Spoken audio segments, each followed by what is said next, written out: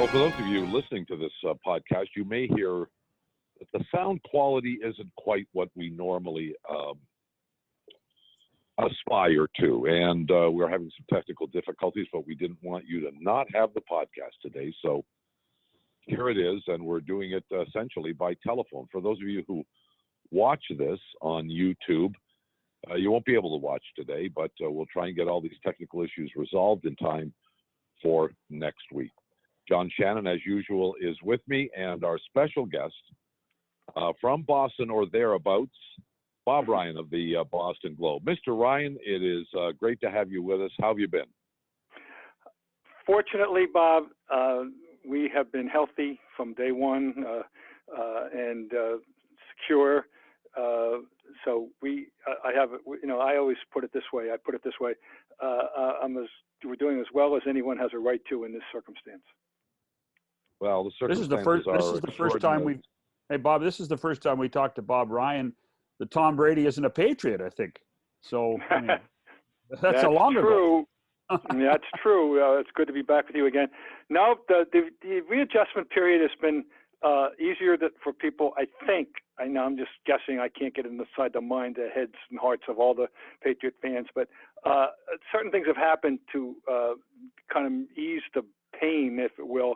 People understanding that it was kind of a mutual divorce, reasonably amicable, but a divorce that Bill Belichick could possibly have prevented it by running over to Bob Kraft and saying, I got to have him. He didn't do any such thing. And Brady is ready to have a new chapter. And then meanwhile, the interesting thunderbolt news that Cam Newton is a Patriot, that certainly changed the narrative. Do you believe that Newton will be the starting quarterback for the Patriots this year? You would think so. You would think that, of course, it's such a different kind of a run-up this year. We don't know how, but we were being sold, I won't say propaganda, but the party line was Stidham, is a strong arm and he's smart. They're going to, and there's lots to like, and they were prepared to move ahead with him. And then suddenly, out of nowhere, the media was completely blindsided with the signing of Newton. And you've got to think that if Newton, we all know that Newton's had physical issues the last couple of years, including a shoulder and a foot, and that it certainly affected his play. Assuming that he's healthy, you don't maybe expect him to be the MVP Newton. He's 31, but to be a top tier NFL quarterback, and very different style naturally than anything we've seen since Steve Grogan was running for 10 touchdowns in 1976, right. For God's sake. And so very different style. But to answer your question, I expect it. I would say that it's much common sense that's the reason why he was brought in, that he will win the starting job. I'd say at least it's 80 or 90% possible. Hey, Bob, do you have any doubt that the NFL will play this year? I have doubts about all sports, and including the basketball in the bubble, hockey. I see that flooding the arena in Edmonton. That's nice news. Baseball, when they're going to be traveling, oh boy, good luck to that. And then football. I'll be somewhat pleasantly surprised if we see sports action in these leagues, those four leagues, in the 2020 calendar year. But I'm kind of a negative thinker by nature. I always like to be more pleasantly surprised than let down. So I try to cautiously wade into things of that nature. But I'm not certain, no. And of course, the one thing that I think is utterly and completely foolish, and they're out of their mind, is college football in America, the way they're talking about having it. Well, let's go back. I want to go back to Newton for a second, because you addressed a subject that intrigues me. The styles of Brady and Newton are dramatically different. Does Belichick, do you think he's inclined to adjust his system to fit the quarterback, or is he going to make Newton play the way he wants the game played? Oh, no, I don't think there's any question he will make use of his new toy. And it's not just him. It's Josh McDaniel, the OC. And I think Josh McDaniel is quite capable of shifting gears and doing that. So I think he's the key person here. Bill Belichick will turn the offense over, I think, to Josh McDaniel. Bill, as usual, will have more custody of the defense, even though there will. In fact, at this point in time, things have changed so much over this time. I'm not even sure if there is an official defensive coordinator on the team. They've operated without one in the past, and he's always been the de facto one, no matter who has the title. So it's Josh McDaniel, and I think Josh McDaniel is actually excited about the possibilities here. Let me ask you this. There's been a lot of talk of what Brady and, if Gronk is there, add to Tampa Bay. Are they good enough to be a Super Bowl contender, in your opinion? Yes, contender. Yes, I think absolutely. And that weaponry, he's got real weapons. Multiple tight ends, something he didn't have last year. Running back, he's got a package there. So yes, I do think that they're going to be a team to be reckoned with. In the NFL, assuming we have a season. Yes, I think that people down there have every right to be excited. Well, I'll tell you what, the one thing there is that they actually might have a better offensive mind at head coach there than what you talk about Josh McDaniels, because Bruce Arians is one of those guys that I think he's just salivating at having somebody like a Tom Brady, and then you add Gronkowski to the mix there. So I wouldn't be surprised to see Tampa be a real contender if they can stop the ball. I mean, in the end, they ended up being a team that couldn't play very good on defense rather than worry about the offensive side of the ball. And you mentioned Arians, and what a difference in personality for Brady. I think he's looking, he's an acknowledged people guy, and Bill is certainly not an acknowledged people person. And I think it's going to be interesting. Now, of course, the big X factor is how much does Brady have left? What do we read into the season he had last year? I saw, watch these games, and there were times when he looked like the Tom Brady of old, but there were other times, plenty of times, when there were passes that were not typical of that Tom Brady. Bounced passes, behind the back passes. Was it the receiver zigged when he should have zagged, or did Brady not throw right? I don't think there's any question that he's deteriorated to some degree, whether it's 10%, 5%, 15, 17%, 22% from the peak years. I don't know, but how much of that can be made up for with superior weaponry too? We'll see. But they have to just be realistic about not thinking they're getting the MVP Tom Brady, but they're getting a top dozen NFL quarterback. Maybe that's about the best I'll put it. Let's turn to baseball a little bit here. Red Sox are preparing, Blue Jays are preparing, all the other teams preparing for the start of what it will be a 60-game season if it takes place, if it is completable, and we don't know the answer to either of those questions. Let me ask you this. As a longtime observer and fan, I assume, of baseball, do you put an asterisk at the end of this season, regardless of who wins it, because of the circumstances? I won't, and others won't, but there will be no unanimity of opinion. I think that whoever can navigate this new vista, this new world, this is like Lewis and Clark setting out. We don't have any idea where how it's going to go and how difficult it's going to be, and what the unforeseen consequences of various things are going to be. This is unlike anything. Yes, we've had truncated half season back in '81 when we had the work stoppage, and then they split the season in half and all that. But we haven't anything like this that's acknowledged to start to finish at this size. We don't know. I'm going to consider it the team that wins a worthy champion. I think that a majority will, but not everybody. There's no way you're going to make everybody feel that way. What I do think is more interesting is if someone hits 400. Now we're going to talk about exactly, which has already been thrown out there. It can happen. We've seen examples of guys hitting 400 into August, and not that distant past. Tony Gwynn hit 394, that year, and Brett had a year when he was threatening. That's different. Then I will say no. If a guy hits 400, then he will get an asterisk for me. I'll salute him. But the team that wins, I will acknowledge them as the champion, but I understand that you're not going to please all the constituents. The magic of baseball. I know. Go ahead, Sorry, John. Bob. The magic of baseball stats is that everything is always seems to be measured by at bats anyway. So you can always.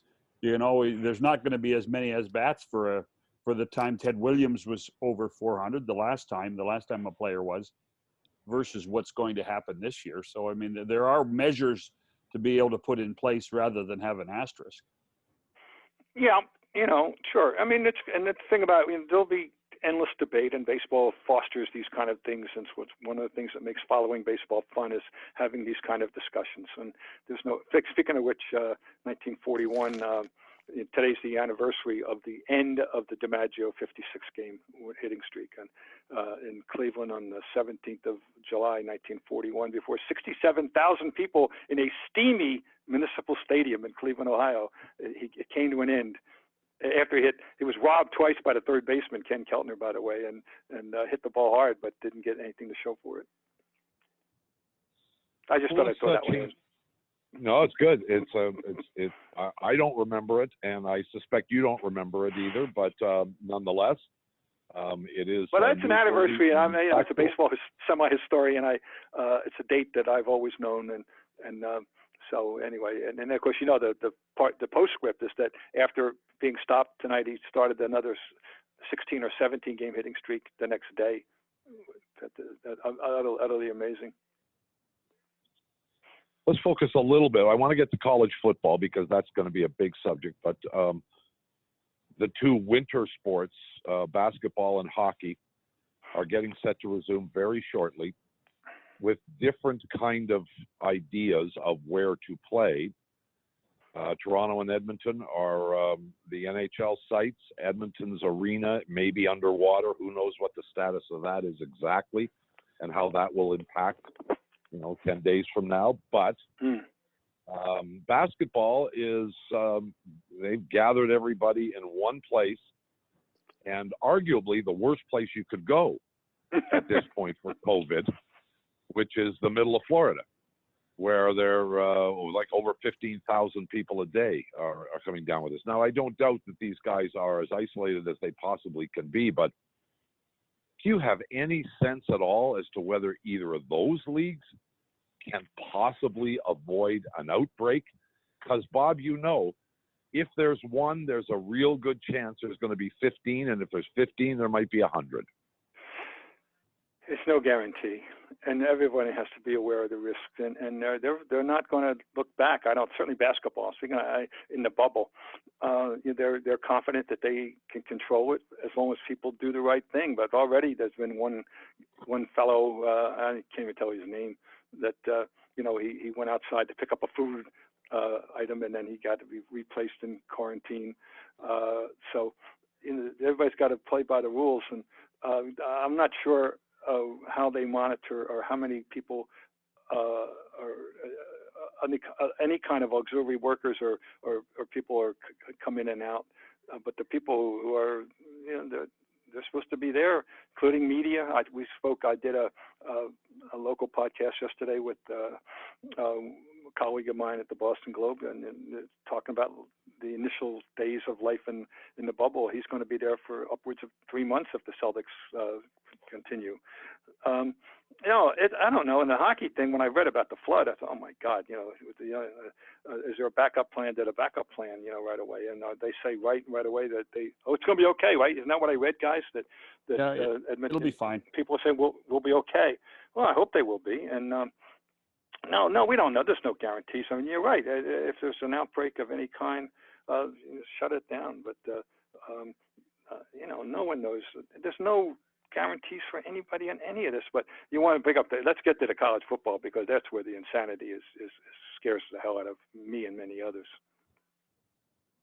Well, let's talk a little bit about it. I mean, I know the Big Ten about a week ago, maybe not quite that long ago, decided that they're going to play only conference games. Get me up to speed. Are all of the various conferences?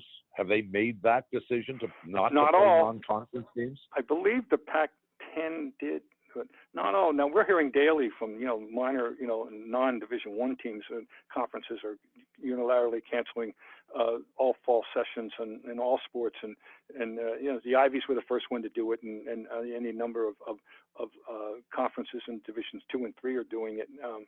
But the big boys, are stubbornly holding on to the notion that they can have a season for one reason. Well, actually, the primary reason is the money that TV will provide, and that their people. It's a culture. It's such a cultural thing of vast importance in certain areas of the country. Not the one where I live, for sure.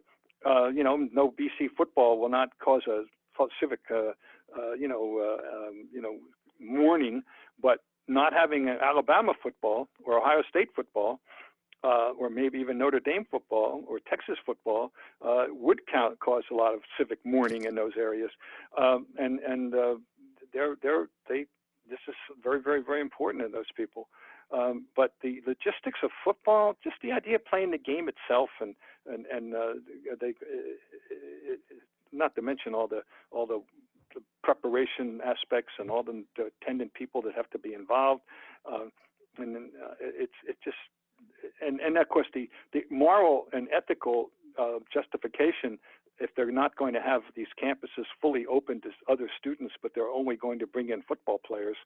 And then the idea, and I don't have this fully constituted as to how overreaching it is, but are they asking people in certain circumstances to sign waivers, kids, and to prevent them from suing them if they get it? Just the whole thing is impractical in my mind, and I'm very uncomfortable with the idea of big-time college football resuming. Don't you think in the end it's going to have to be a situation where government will legislate whether there's the sport gets played or not? Because you can't rely on the universities who always love that money for endowments and for uses elsewhere. Yeah, well, that's true, and ultimately it should be, and but in certain states, it's so funny. I mean, just take Alabama. I mean, it's like we're talking about not only a foreign country, but a planet, a different planet. You realize that there recently concluded senatorial race and for the Republican primary between the incumbent Jeff Sessions and Tommy Tuberville, the former coach of Auburn, among others, was absolutely enmeshed with football football references that they were, and it is a state religion in Alabama.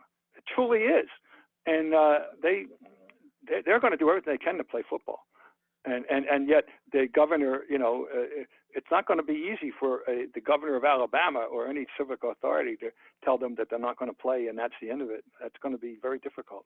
This is what we're dealing with in certain. Now, that may be the ultimate example more than any of the other 49 states, but the fact is that in that state it would be a really incredible hullabaloo if they're told from above that they can't play. The problem I see, guys, is whose jurisdiction is it to make the kinds of decisions that have to be made? Number one, could we see some conferences, some places play with fans in the stands while others forbid it? We just saw a situation in the South, I think it was in Alabama, it may have been Georgia, where a declaration was made by regional municipalities to open things up, and that was overruled then by the state legislature. So there is a conflict here as to who actually has jurisdiction over these kinds of decisions. Isn't this going to play into college football, Bob? Yes, it could. As I just said, it certainly could, and maybe have to. The NCAA itself is not asserted itself in any meaningful way. They've been almost as lax in leadership. Mark Emmert has shown the same kind of lack of leadership capabilities that we have in our White House, and that's complicating the issue. Yeah, these are all, we're in such uncharted waters. You're right, but this is we're playing this out in so many areas of the country. The conflicting, not signals, the conflicting orders and dictates and policies, and absolutely, it's nightmarish. But it shouldn't, if you take a step deep, if we were able to take a step back and take the proverbial deep breath and ask ourselves, what is the purpose of institutional, of our higher learning, and to start with, we wouldn't be having this discussion. Clearly that you'd err on the side of caution, and you'd say we're not going to play, which is what the lesser conferences are doing. But the big boys, where the money is and where the culture is, are having a hard time coming to grips with it all. And we'll see how it plays out, obviously. Big difference in the U.S. between private universities and state universities. So, Ohio State University, in the end, reports to the governor. The governor can decide what goes on there. Penn State, the same thing. Even though the governing body of the university has a ton of power. Most of the big powerhouses are state-run universities, and in the end, then it becomes a political, pardon the pun, but a political football for a governor who wants to decide for the safety of his state or re-election the next time. Well, you got to have somebody to play, and as you speak, I'm thinking. I think you're right. Off the top of my head, the only Big Ten institution that isn't state connected is Northwestern. Now, I'm not sure. I think Purdue probably is connected to the state. I'm not positive about Purdue, but I'm definitely sure that Northwestern is not a state university. Right. But just go over the list of Penn State, Minnesota, Iowa, Indiana, Illinois, Ohio State, on and on. That's the Big Ten. You're right. They just have this jurisdictional thing. And of course that's true. There's just a disproportionate number of state universities that are the powers in both football and basketball in America. For years we had an NCAA tournament where it was very difficult for anybody other than Duke to be involved in the Final Eight if they weren't a state U. The big state U's had the resources to have these teams. But anyway, that's the reality of big-time college sports in America, which are I keep coming back to everybody. I'm just going a little soapbox here. We're the only country that does this to this extent. There's no other country, including yourselves, that has this kind of national cultural history of college sports being so disproportionately important. And no one else has their institutions of higher learning provide what I call entertainment for the masses to the degree that we do in America. And yet it's very important in certain areas. As I said, not necessarily where I live, but it certainly is in other areas. Well, let me throw a hypothetical at you, Mr. Ryan.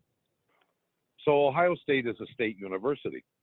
Michigan State is a state university, but the University of Michigan is a private university. Am I wrong? No. As far as I know. So, all right, and I'm just clarifying. Yeah. So let me give you a what if. I haven't looked. I can't remember whether the Bucs. Look, at the biggest football game arguably in the country every year is when Michigan plays Ohio State. I don't remember. I don't know where the game is this year. I should remember because I've been a Buckeye fan all my life, but I don't. Let's suppose that game is at the Horseshoe in Columbus, and the state government in Ohio says you can't put fans in the stands. Would they even contemplate moving the game to Michigan if Michigan says we'll let fans in the stands?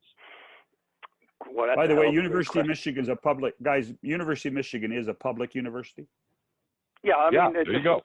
We have multiple states in which you have the original state U or the state U, and then the other one, the state. Arizona. Just going down the list: Arizona State. Michigan State, Oklahoma State. Okay, fine. So Florida State, et cetera. That's a great question. My guess is that in order to have a game, and they could come to some mutual agreement about how they would divvy up the revenue for the sake of having a game as opposed to not having a game, my guess is they would have the game. That would, in that scenario, I would predict that would be the way they would work it out. And they would figure out the finances as amicably as they possibly could. So they, if the game was scheduled for Ohio State this year, they might just move it to Michigan if they were allowed to put 107,000 people in Ann Arbor and do some kind of rev split on it. That's not beyond the realm of possibility. No, but I don't see any way we're going to have any congregations of that, although that extent in the year 2020 in this country. What I can see is proportionate crowds, and of course how they decide who gets the tickets, I guess, who the biggest donors are. But anyway, I could see them having it before 15 or 20,000 people, but I don't see how we're going to have. I'd be amazed if we have any gatherings of that type. They're already trying to figure out here in Foxborough what they would do with the stadium and how many seats they could allot, and that's got to be the case everywhere. I would think. But I may be wrong. Maybe somebody they're actively thinking they can put. But I don't know how you can do that in 2020 in America. I can't imagine. Well, certainly not in Michigan, where the governor there she's been vigilant about this and has been a target of President Trump's anger many times because she's kept the state on lockdown a lot longer than a lot of people wanted. Yeah. There's so many. Right. So anyway, I just think in the hypothetical Bob proposed, I would think they would be willing to move the game. I would think, however many people they would be able to put in there. But the idea of having the game as opposed to not having the game, I would think that they would have the game. For the purpose of clarity, they could double up and say we got the next 2 years at home, and and we'll get back on track in 3 years. Yeah, well, I mean, that possibility does exist. I mean, we at least have to address it. No, we don't know anything, and don't put it past, them to stretch any credibility in order to get it done. This is how important the college football. You can argue that after the NFL, it is the second most popular sport in America. And baseball has slipped. There's no doubt. The demographics have changed. The average age demographic of Philly is in the 50s now. Young people aren't into the game, and so on and so forth. We've lost the African American population. Once was a big booster of baseball, no longer is. Baseball is in trouble in that regard. Tennis has slipped 7 straight years. Basketball is kind of a cultural hip hoppy thing for that generation, but college football, it really is a very important thing in this country. College basketball, you would presume, would be less impacted by this, and we must remember that when the kids go back to school, assuming they do, and in some universities they will, and some universities they won't.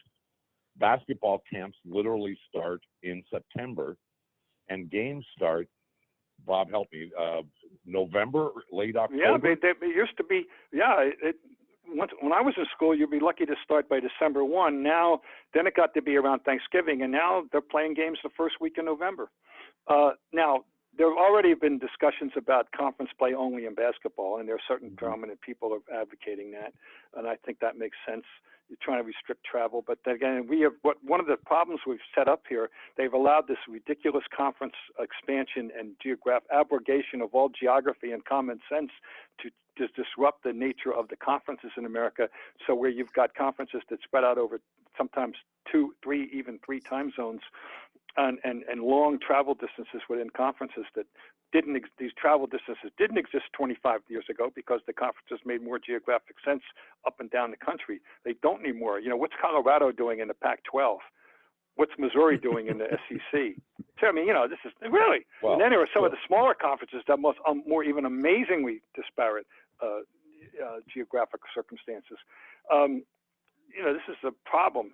And I wouldn't be surprised if there is any college basketball that it doesn't get started until the first of the year, and then under very restricted circumstances. Well, I mean, it doesn't make it doesn't make any sense at this point to worry about it. It becomes strictly a TV sport. What we're talking about. There'll be nobody in the seats, and they'll get their TV revenue, which is obviously a big driver for the university and for the program.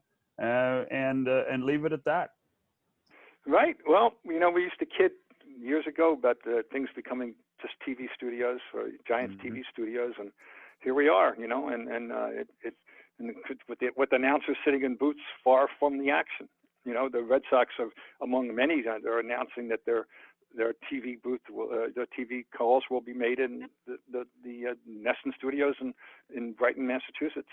And for all those 60 games or the 50-some games they have as opposed to the network games. Yeah, and I'm sure that's probably universal, and that's where we are. Yeah, and that won't be overly problematic, I don't think. I mean, as somebody who's been in broadcasting all my life, I mean, I the one thing we can point to is, the golf season has recommenced. Yeah. And Nick Faldo, to the best of my knowledge, has not left Orlando. Mm-hmm. And is doing all the coverage from the Golf Channel studios. And it's, if you're just listening to it, it's imperceptible that he's not on site. So, well, no, I know there's plenty of precedent for this. I know that, and there have been Olympics, and we've had, I know there's plenty of examples of it in recent years that the public didn't even know about, that this has been going on. So there've been dress rehearsals for this. I know that. So yeah, you're right. I'm not worried that they won't be able to have a reasonable quality broadcast. I'm just mentioning it. That's the way it's going to go. Actually, the amazing thing about the golf that I've watched is that Jim Nantz is sitting in the booth by himself on the 18th, and Dottie Pepper and Trevor Immelman are on the course, and then the other guys on the broadcast, like Faldo and Ian Baker Finch, are in Orlando, and you would never know that they're not working together in sync. No, you would not know. Technology is an amazing thing these days. It's true, and that speaks to the professionalism of the technicians as well as the talent too. Well, and I can also tell you, I have been in the booth with Jim Nantz of CBS while he's doing a broadcast, and the truth of the matter is, and it's not a big secret, I suppose, generally speaking, his booth is behind the 18th green, but almost exclusively he has his back to the golf course and is calling the action off a monitor. So whether you're at the course and calling it off a monitor, or whether you're 1,000 miles away in Orlando, obviously it really doesn't make all that much difference. So there's a little secret for everybody. Hey, Bob, guys, can I ask one quick question? Sure, if you don't mind, Bob. So, Bob, you're sitting in Boston, and within 2 weeks, you're going to have a day where the Red Sox, Bruins, and Celtics play the same day. And it happens every once in a while, but we could end up with 2 months of the Bruins, Celtics, and Red Sox playing simultaneously. How do you gauge who's and what kind of interest? Is it Red Sox and then Celtics and then Bruins, or where do you see the interest? Well, that's a tough. Well, I would guess it's still the summer, but then again, the other two teams are going to be involved in end of the season and playoff action. So it's going to be. It could very well be that we got a circumstance where here's the Bruins who had the best record going into this, and the Celtics who are a contender on the second tier. And the Red Sox there's a skepticism about their season because they have this woeful starting pitching rotation for sure, and have lost Mookie Betts. It's going to be interesting. I can see if the Bruins, hold up their end of the bargain because they're I must say whining. They're rightfully complaining about the way the thing is going to go. That's going to take away their advantage of for the point advantage that they did have, and they could fall as far as fourth seeded by this round robin thing. But that's the way it goes. That's a good question. We're going to have to. It's a pleasant thought to contemplate that we would have to make these kind of decisions. Trust me, I'm looking forward to making those kind of decisions. But in ordinary circumstance, I would have said Red Sox because it's summer. But no one's expecting a lot out of them right now. Frankly, they're being force-fed a daily media diet that the pitching stinks. Period. You're not, and don't expect a whole lot from the Boston Red Sox. So that will, play to the advantage of the other two. And the correct answer really is, the correct answer really is Patriots. Patriots. Oh, they're one. They're, the biggest story in my how many years? I've been here 54 years and living in Greater Boston. Is that the shift of loyalty and of importance, where baseball was on question number one, 24/7, 365, and the Patriots were unquestionably number 4 as recently as 1993, the year before Bill Parcells was hired, to where they are one. Patriots, Celtics, excuse me, the Red Sox are falling from 1A to 2, and the other two fight it out depending on how good they are at any given point of time for who's third and who's fourth. But the Patriots we're like every other city in America now. It's a football-driven dialogue. Follow-up to you, Shannon. The Maple Leafs, the Raptors, and the Blue Jays will all be playing at the same time. I think it's safe to say the Blue Jays will probably bring up the rear. But Leafs, who could be in there for a very short period of time, or the Raptors, who have a chance at repeating as NBA champions, who gets the eyeballs? Well, I think it will start Leafs but end Raptors. Because I for the exact same reason I think you just described, Bob, is that I think there's a better chance that the Raptors go long than the Maple Leafs do. Yeah, well, I think there's a better chance, the Bruins here too. But although we here we go with uncertainties. The first day Pasternak comes back, all the stories are on Pasternak and how he looks surprisingly good and blah blah blah. And today's story is Pasternak is missing from practice. They can't or won't say why. Well, they can't. They're not allowed to. I know they're not allowed to. So now it could be that has nothing to do with COVID-19 or we because we don't know. But it took 1 day turnaround for there's so many variables for everybody. Oh my God, and both of these sports. So you just have to prepare yourself for daily, shock. Well, it raises another subject, and we're going to leave it for another day, but it is one that has bothered me for as long as I can remember, and that is the policy of not disclosing anything about injuries, something the NHL has adhered to for as long as I can remember, and the complete and utter stupidity of that decision. But let's leave that for another time. We again apologize to those of you who generally watch this program on YouTube. Some technical issues prevented us from doing that. And if you're listening to it, we hope the quality is good enough for you. If you've lasted this long, I guess you're a survivor and it wasn't all that bad. But we gave you a show as best we could in any event. Mr. Ryan, it's wonderful to hear your voice again. It's been far too long, and we look forward to having the opportunity to chat with you again and perhaps see your face simultaneously. Well, the feeling is mutual. I've missed our weekly chats, and it's really nice to be back with you again, Bob. We'll do it again. Bob Ryan, okay, Boston great. Globe. Okay. For John Shannon, Bob McCown, we'll see you next time. Bye.